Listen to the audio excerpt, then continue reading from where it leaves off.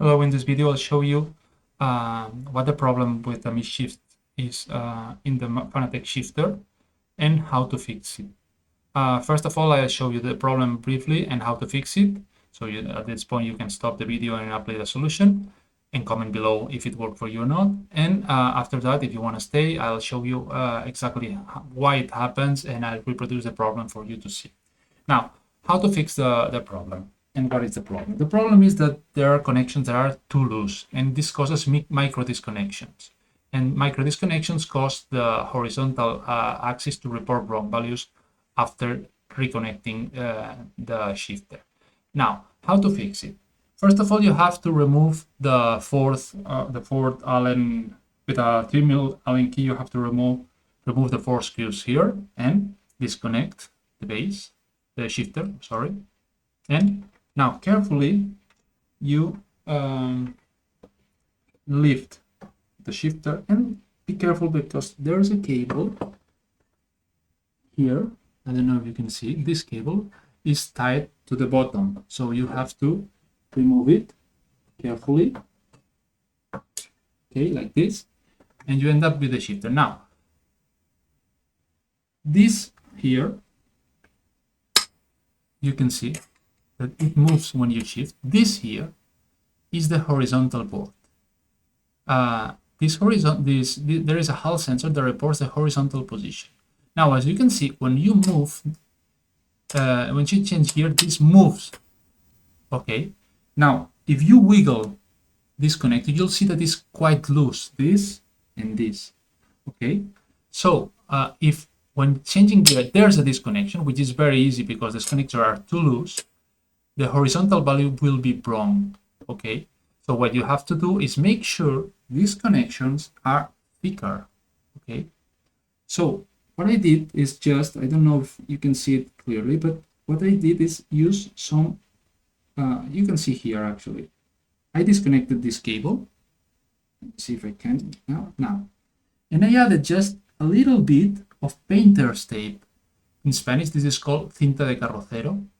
Okay, it's a bit of painter's tape. And when you reconnect this, you'll notice that it's much more tight. Now it's much more secure in place. Now I added a bit of painter's tape to this connector as well, because if this disconnects, it can cause the problem again. So you just need to add a bit of tape here, there, and carefully reconnect this. Okay, and you'll notice that all connectors are much tighter. If you do this, since I did this, I haven't had a single misshift, whereas before I had a misshift every 10 to 20 minutes and it ruined many races. So hope this works for you. Comment below. And if for those who want to stay, I'll explain you why this happens.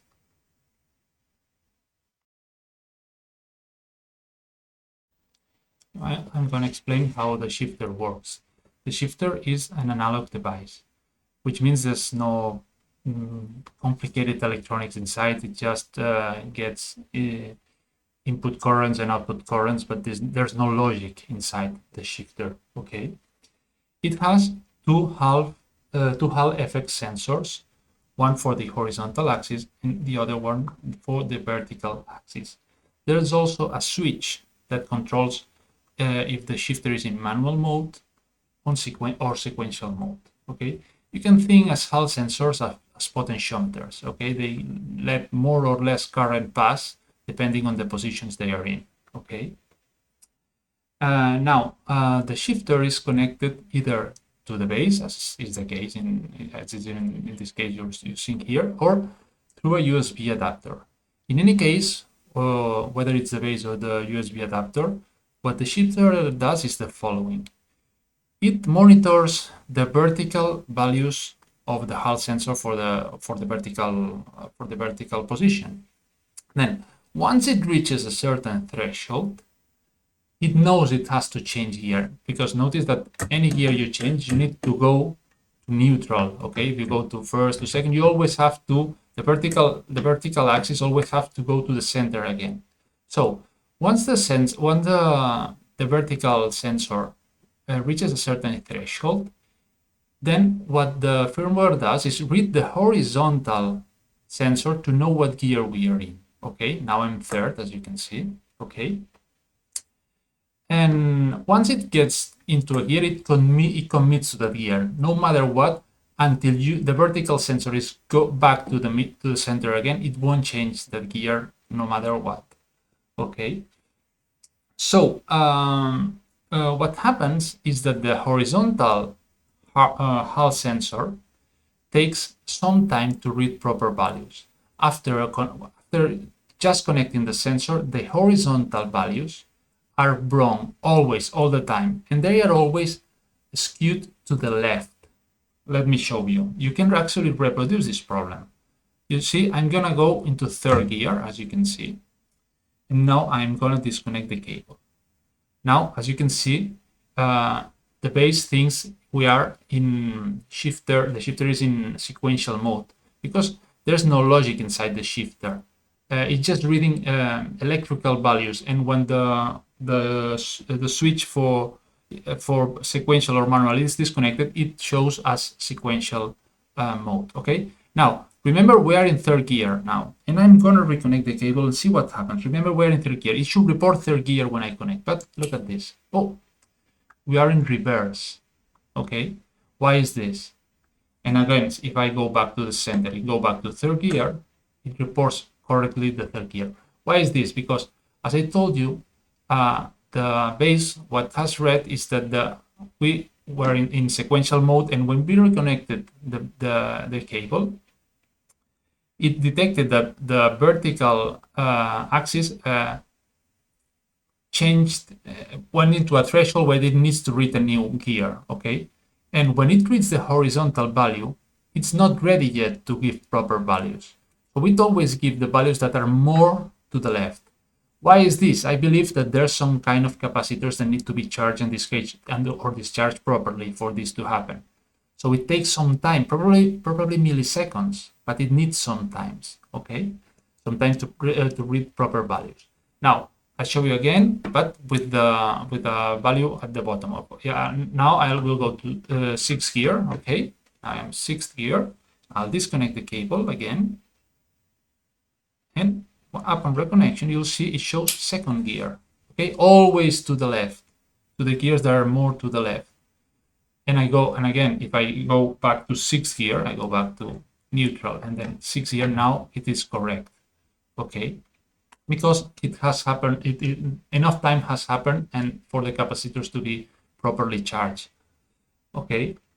Now, sometimes, in many cases, what would happen to me, it would be that I go to third gear, and it wrongly reports first gear. Why doesn't it go fully to the rear, to the reverse gear? Well, because what is going on is that the disconnection is very short in time. It's a micro disconnection. And then when what happens is that the capacitors are not fully discharged. It doesn't it takes more time for fully discharge the capacitor. So the reading when I go to third gear is first gear, because the capacitors have not fully discharged and the value is still wrong, but not as wrong as a full disconnection as we've seen before. Okay, there's another way to reproduce this problem without needing to disconnect this cable, which is the following. I go to sequential mode, I switch to sequential mode. As you can see, now I can use the shifter as sequential. And now I'm gonna push just enough to the top to reach the downshift. As you see, when I reach there, okay, downshift, downshift, downshift, here, okay? Now I'm gonna move back the switch to manual mode, okay? Let me show you here. As you can see, now I'm in third gear, okay? I'm in third gear, but it reported reverse. And I go to third gear again, it's correct now, okay? Oh, that means that if the switch that changes from manual to sequential has a disconnection, the problem will arise as well. That's why I made sure that I thickened also the connector for the switch, because if vibrations make it disconnect and switch briefly to sequential mode, it will read the wrong values for the horizontal axis as well.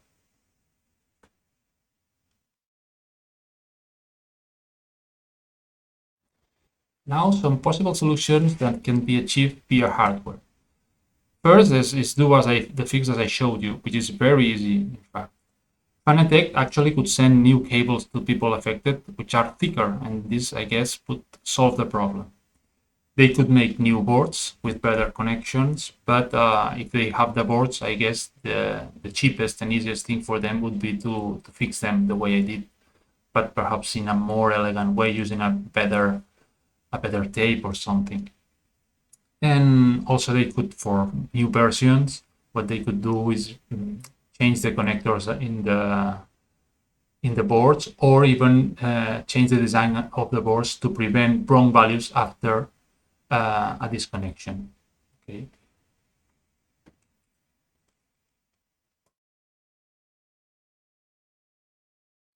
Now I believe that Fanatec could do something via firmware to perhaps not solve entirely, but mitigate quite a lot this problem.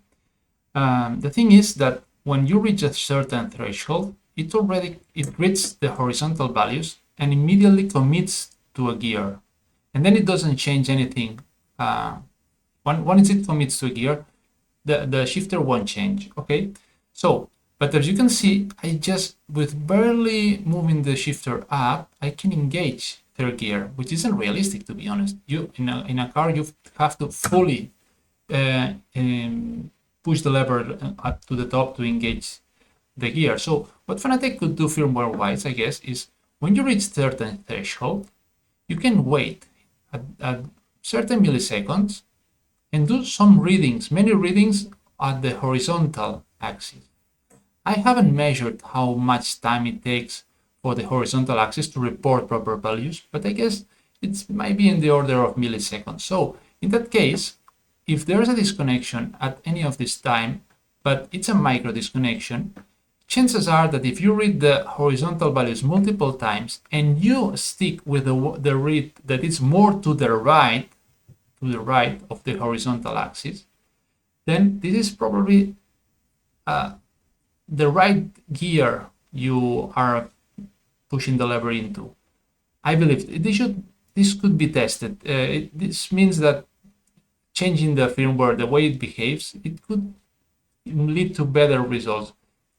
This should be tried. I'm open for consultancy, by the way, Fanatec, and as you can see, I could use some more Fanatec gear, so there's ways we can find an agreement, I'm sure.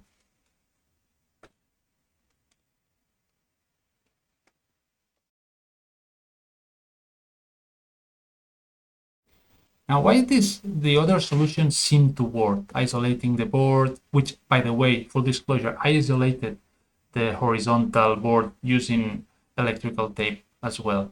So this might be needed, but I don't think so. So why other solutions seem to work for a while and then stop working? Well, the thing is, what they all have in common is that they all mingle with the cables. So they move the cables around a little bit, and it takes some time for the cables to reach again the position where they start failing.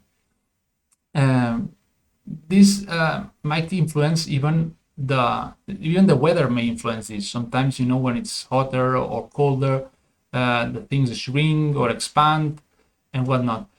So and also we're dealing with tiny tolerances here, so many people might not be affected at all. So, but I've seen many instances where the shifter gives wrong values. In conclusion, I think that it's easy to try this solution. It has worked for me for a month or so, and I have had zero mischiefs since I applied it. But it might return. If it does, I'll show you. I'll write in the comments about this. Okay, try the solution. If you try, leave in the comments if it worked for you or not. Thank you.